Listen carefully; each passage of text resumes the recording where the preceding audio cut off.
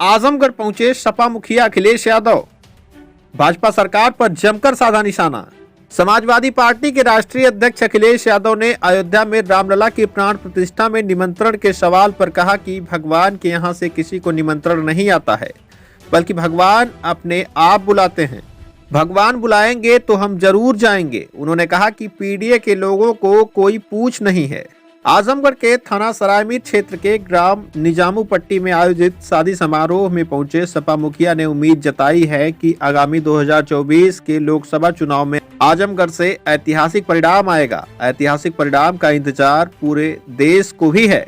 उत्तर प्रदेश आने वाले चुनाव में सबसे बड़ी भूमिका निभाने जा रहा है और मुझे उम्मीद है कि जनता निर्णय लेगी और भारतीय जनता पार्टी का सफाया उत्तर प्रदेश से होगा। इसीलिए कई बार समाजवादी पार्टी और गठबंधन की ओर से कहा गया कि उत्तर प्रदेश से बीजेपी को हटाने का मतलब है कि देश से बीजेपी को हटाना।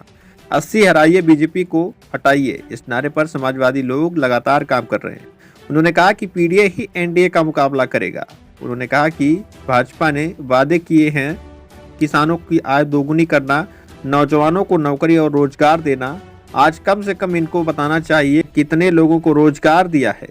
बड़ी बड़ी मैगजीन, टीवी और अखबार में विज्ञापन तो बड़े बड़े हैं। 40 लाख करोड़ की बात मुख्यमंत्री ने सदन में कहा है और उद्योग लगने जा रहे हैं। जिस सरकार के 2 साल यूं ही गुजर गए हो, तीसरा बजट आने वाला है, उसके बाद जिलों में जमीन चिन्हित कर रहे हो। इन्वेस्टमेंट के लिए जिस सरकार ने तैयारी नहीं की, मुझे नहीं लगता कि इन्वेस्टमेंट आएगा। आज बाजार में 70% से ज्यादा कैश फ्लो कर रहा है, पहले से ज्यादा कैश मार्केट में है। जिन लोगों ने कहा कि नोटबंदी से भ्रष्टाचार खत्म होगा, मैं धन्यवाद देना चाहता हूं मीडिया का, जिसने झारखंड में पकड़े गए पैसे की तस्वीर और वीडियो दिखाए। आखिर यह किसका फेलियर है? नोटबंदी के बाद 300 करोड़ से ज्यादा पैसा मिला। इसी तरह से उत्तर प्रदेश में इत्र व्यापारी के यहाँ से पैसा निकला था और आरोप लगाया कि समाजवादी पार्टी का पैसा है। आजमगढ़ से चुनाव लड़ने की भाजपा सांसद दिनेश लाल यादव निरहुआ की चुनौती पर अखिलेश यादव ने कहा कि इसका फैसला जनता करेगी। जी आज आजमगढ़ आए हैं। देखिए, मैं आज इनके पारिवारिक कार्यक्रम में शामिल होने आया हूँ और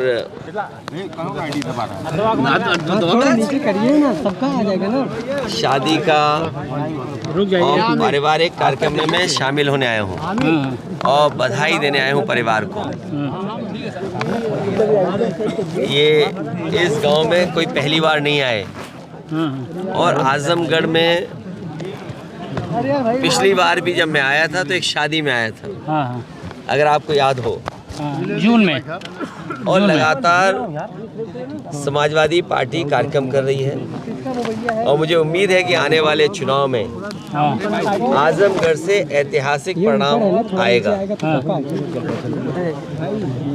ऐतिहासिक परिणाम का इंतजार पूरे देश को भी है। उत्तर प्रदेश आने वाले चुनाव में सबसे बड़ी भूमिका निभाने जा रहा है और मुझे उम्मीद है कि जनता निर्णय लेगी और भारतीय जनता पार्टी का सफाया उत्तर प्रदेश से होगा।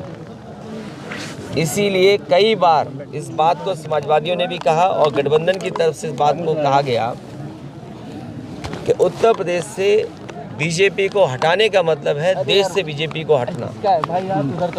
80 हराइए, बीजेपी हटाइए, इस नारे पे समाजवादी लोग लगातार काम कर रहे हैं। 80 को हराने के लिए क्या तैयारी है सर? पीडीए ही एनडीए का मुकाबला करेगा। पीडीए ही मुकाबला करेगा एनडीए का। और जो पिछले वादे किए हैं भारतीय जनता पार्टी ने, किसानों की आय दोगुनी होना, नौजवानों को नौकरी और रोजगार मिल जाना, आज कम से कम इनको बताना चाहिए कि इतने लोगों को नौकरी दी है इन्होंने, इतने लोगों को रोजगार मिल गया है। और आप में से बहुत सारे साथी होंगे, बड़ी बड़ी मैगजीन अगर आप देखें, टीवी अखबार देखें, विज्ञापन तो बड़े बड़े हैं और सदन में सरकार ने कहा कि 40 लाख करोड़ के एमओयू हुए हैं। अगर 40 लाख करोड़ के एमओयू होंगे तो कम से कम आजमगढ़ में नहीं तो मऊ में नहीं तो जौनपुर नहीं तो बनारस, और बनारस नहीं तो गाजीपुर, बलिया या कम से कम गोरखपुर में इन्वेस्टमेंट तो आया होगा। 40 लाख करोड़ और on the floor of house कहा मुख्यमंत्री जी ने कि 40 लाख करोड़ के एमओयू हुए हैं और उद्योग लगने जा रहे हैं। जिस सरकार के 2 साल यूं ही गुजर गए हों, तीसरा बजट आने वाला हो और उसके बाद ज़मीनें चिन्हित कर रहे हों कि हमें जिलों में ज़मीनें चाहिए तब इन्वेस्टमेंट आएगा, तो जिस सरकार ने तैयारी नहीं की, मुझे नहीं लगता है कि इन्वेस्टमेंट आएगा। आज बाज़ार में 70% से ज़्यादा कैश फ्लो कर रहा है, पहले से ज़्यादा कैश आज मार्केट में है।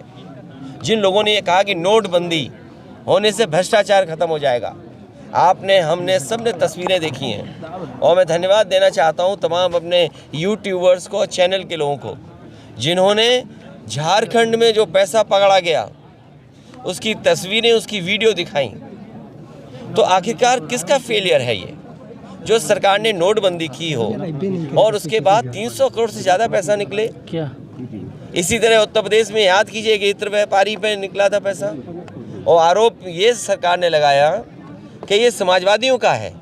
मैं तो बड़ी जिम्मेदारी के साथ आपसे कह रहा हूँ कि चुनाव आने वाला है, ये बीजेपी वालों ने जो आरोप लगाए थे, कम से कम उस इत्र व्यापारी से समाजवादियों की मदद तो कराओ।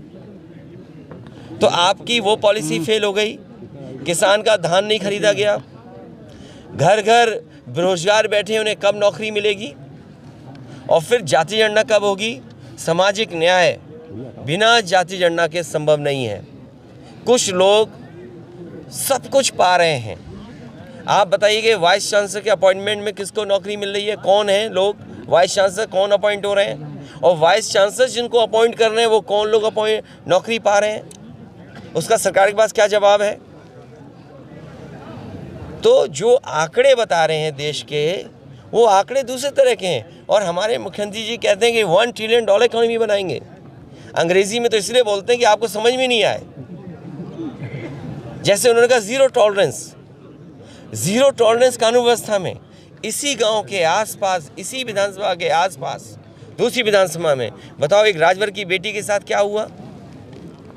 क्या ज़ीरो टॉलरेंस इनका ज़ीरो हो गया कि नहीं हो गया। और केवल एक घटना नहीं, आप पूरे उत्तर प्रदेश में देख लीजिए कितनी घटनाएं हो रही हैं। और जब एनसीआरबी का आंकड़ा आता है तो उसमें सबसे ज़्यादा बेटियां, माताएं, बहनों पर कहीं अन्याय हो रहा है तो उत्तर प्रदेश में हो रहा है। और फिर आप ये क्यों भूल जाते हो, अभी शहीद हुए हैं लोग, हमारे फौजी शहीद हुए, और जब शहीदों का शरीर आया, पार्थिव शरीर आया, तो अधिकारियों के निर्देश ये थे कि उस कॉफिन को खोला नहीं जाएगा क्योंकि उसके अंदर कुछ था ही नहीं। और फिर हमारे आपके रक्षा मंत्री कहाँ गए, उन परिवारों के बीच में बैठने गए जिन परिवारों के सदस्यों की जान ले ली। क्या अधिकारियों पे उंगली नहीं खड़ी हुई, प्रश्न नहीं खड़े हुए। जब से इनकी सरकार आई है, सरकार हमें आंकड़े दिखाए, जनता को बताए कि कितने लोगों की जान गई है, शहीद कितने हो गए। वो आंकड़े कहाँ हैं। हर महीने कहीं ना कहीं हमें खबरें मिलती हैं, सुनने को मिलता है कि इसकी जान चली गई। और आज अधिकारियों के ऊपर प्रश्न लग गया है कि जिन लोगों की जान गई है वो कौन लोग हैं, निर्दोष थे। और फिर एनसीआरबी का आंकड़ा पलट गया। आप जब से इनकी सरकार आई है 1 लाख किसान आत्महत्या कर चुका है। इन तमाम मुद्दों पर 1 लाख किसान आत्महत्या कर चुका है। तो ये तमाम वो सवाल हैं जो समाजवादी पार्टी लगातार जनता के बीच में ले जा रही है। हम अपने कार्यकर्ताओं के माध्यम से जनता तक पहुंचा रहे हैं। संगठन की बैठक करके आने वाले समय में जो चुनौतियां हैं उनको बता रहे हैं। भारतीय जनता पार्टी आएगी तो आपको वोट डालने का अधिकार भी छिन जाएगा। पत्रकार साथियों, सच बोलना, सच चलाना भी आपके लिए मुश्किल हो जाएगा। अगर आपने सच दिखाया तो आप पे मुकदमा हो जाएगा। सीट शेयरिंग पर इंडिया गठबंधन की अगली बैठक कब होगी? बहुत जल्दी। सीट शेयरिंग कोई बड़ा सवाल नहीं है। बड़ा सवाल ये है कि गठबंधन भारतीय जनता पार्टी को हराएगा। देखिए, मैं आपको ये कहता हूँ, स्पॉन्सर मत करिए अपनी न्यूज़। मैंने कहा कि 96% चैनल के हमारे पत्रकार साथी और मालिक एक दिशा में भागते हैं। इसलिए दिशा मत बदलो। सवाल ये है कि क्या घर घर बेरोजगारों को नौकरी मिली कि नहीं मिली, क्या पीड़ित लोगों को न्याय मिल रहा है कि नहीं मिल रहा है। सर जिस गांव में ईवीएम को लेकर के आपका क्या सोचना सर? जिस तरह बयान पे सर किशोर गौरव ने कहा है कि अपना पाप भूले आएंगे। मैं कोई वो नहीं है, ये मैं जानता हूँ आप क्यों चला रहे हो। मुझे अपने चैनल का नाम बता दो सर। ईवीएम चैनल का नाम बताएं, ये नाम बता दें साथी। ईवीएम पे सर आपका क्या कहना है? देखिए, आपको बजट कितना मिलता है, बजट के हिसाब से आप बोलते हो। आपको थोड़ी शर्म आनी चाहिए।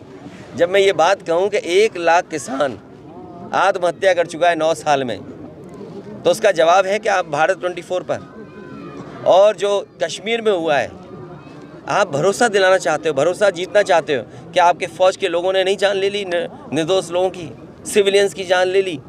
उसके लिए क्या रक्षा मंत्री को जाकर के उनके परिवार से नहीं मिलना पड़ा? तो फेलियर आपका है। नोटबंदी आपका फेलियर, फार्मर्स की आय दोगुनी आपका फेलियर, अनएम्प्लॉयमेंट हाईएस्ट, आपका कैश सर्कुलेशन सबसे ज़्यादा। आप क्या दिखाना चाहते हो? और 80 करोड़ लोगों को आपको राशन देना पड़ रहा है। सर जनता इन फेलियर को क्यों नहीं समझ पा रही है? ये समझेगी क्योंकि हमारे साथी कुछ और समझाना चाहते हैं। सर 24 के चुनाव को लेकर आजमगढ़ और सपा के सर बताएं सर, जनता क्यों नहीं समझ रही? जनता समझेगी और बहुत करीब पहुंच करके समाजवादी पीछे रह गई, वरना समाजवादियों को तो जनता ने समर्थन दे दिया था। आजमगढ़ लोकसभा सर ईवीएम को लेकर सर आपका क्या स्टैंड है? देखिए, आपके ईवीएम पर देखिए, इधर आपने देखा होगा हर गांव में लगा दे टीवी या एलईडी वैन चल रही है। हमारे प्रधान दुखी हैं कि उनकी जेब से पैसा लिया जा रहा है। हमारे जनप्रतिनिधि परेशान है कि उनकी जानकारी में नहीं है। चुन गई पार्टी दूसरी, वोट मांगा जा रहा दूसरे का। दुनिया में अगर विकसित भारत बनाना चाहते हैं आप, तो विकसित देशों की आपको कुछ तो चीज़ें अपनानी पड़ेंगी। अगर विकसित देश अमेरिका है, विकसित देश जापान है, विकसित देश जर्मनी है, और विकसित देश अगर इंग्लैंड मानता है अपने आप को, और दुनिया में बहुत सारे देश हैं, आप अपने देश को विकसित बनाना चाहते हैं, तो सबसे पहले अपने लोकतंत्र पे लोगों का भरोसा जगाइए। और जो विकसित देश कर रहे हैं, जर्मनी के सबसे बड़े कोर्ट ने ये कहा कि अगर ईवीएम से वोट पड़ेगा तो वो अनकॉन्स्टिट्यूशनल होगा। क्या हम उस दिशा में काम करने जा रहे हैं? इसीलिए समाजवादी पार्टी का मानना है बीजेपी हटाओ, लोकतंत्र बचाओ, ईवीएम अपने आप हट जाएगी। सर 24 के चुनाव को लेकर आजमगढ़ में सपा किसको लेके आ रही है? तो दावेदार माइती जी को बना दिया जाए। तुम्हारा चैनल ही जाने किस दिशा में जा रहा है, इसके सिग्नल किसी और सैटेलाइट से कनेक्ट हो गए। बीजेपी सांसद निरहुआ ने बयान दिया है कि आजमगढ़ 24 में अगर अखिलेश आएंगे तो चुनाव लड़ने में मजा आएगा। किससे, कौन कह रहा है? बीजेपी सांसद दिनेश लाल यादव आज ही बयान दिया। देखिए, मजा किसको आएगा? मजा तुम तो नहीं लेना चाहते हो। नहीं सर, बयान है मेरे पास। अच्छा, बयान है तो कोई बात नहीं है, बयान अपने पास रखिए, रिकॉर्ड किए, खूब चलाइए आप। देखिए, जनता तय करेगी। आप जिस पूर्वांचल एक्सप्रेसवे पे आते हैं, क्या उस गुणवत्ता से बना? आप में से जितने पत्रकार साथी खड़े हो, मैं फिर कहता हूं, और गूगल पे देख करके या वेबसाइट पे देख करके ऑफिशियल रिकॉर्ड निकालना। मुख्यमंत्री जी ने सदन में ये कहा कि जो गोरखपुर लिंक है वो 3000 करोड़ का बन रहा है। सच्चाई है कि वो 6000 करोड़ का है। तो सोचिए आप, 90 किलोमीटर सड़क 6000 करोड़ की बन रही है, और कब बन जानी चाहिए थी, आज तक नहीं बन पाई। ये सवाल ही नहीं है आपके लिए। सर जिस गांव में आए हैं उस गांव की सड़कें बड़ी अच्छी। सरकार बनेगी तो और अच्छी होंगी। सर मंदिर उद्घाटन से निमंत्रण आया आपको? भगवान कैसे किसी का निमंत्रण नहीं आता, भगवान अपने आप बुलाते हैं सबको। आप जा रहे हैं? आप जाएंगे? भगवान, आपको पता है कि भगवान ने बुलाया हमें, और जब तुम्हें बुलाएंगे भगवान, हमें भी नहीं पता होगा। तो अगर भगवान का बुलावा आ जाए तुम्हारे लिए, तो क्या हमें पता होगा? सर खड़गे जी, तो जब बुलावा आएगा तो हम लोग जाएंगे। हम उसी परंपरा के लोग हैं, हम उसी परंपरा। सर एक बात बताएं, देखिए, पीडीए के लोगों की कोई पूछ नहीं है। में जो यहाँ की आपकी स्थिति थी, वो एक संगठन वो नहीं होते दिखाई दे रहा है। किसने बता दिया आपको? बिल्कुल सही देखने में नहीं मिलता है। नहीं, और उससे अच्छा परिणाम आएगा इस बार, देखिएगा। देखने में चीजें नहीं आती है सर। जनता के मुद्दों पे समाजवादी पार्टी काम कर रही है, लड़ रही है, और आपको आगे आने वाले समय में परिणाम भी दिखाई देगा। सर निर्विवाद रूप से आप सबसे लोकप्रिय मुख्यमंत्रियों में से हैं उत्तर प्रदेश के। और सर हमें ये बताएं कि जिस तरह से समाजवादी पार्टी ने आपके कार्यकाल में काम किया, क्या फिर वो समय फिर से उत्तर प्रदेश में आने वाला है कि नहीं? तय करेंगे। और मैंने आपसे कहा कि गठबंधन हराएगा, बीजेपी हारेगी, और गठबंधन बीजेपी को हराने जा रहा है। चलिए।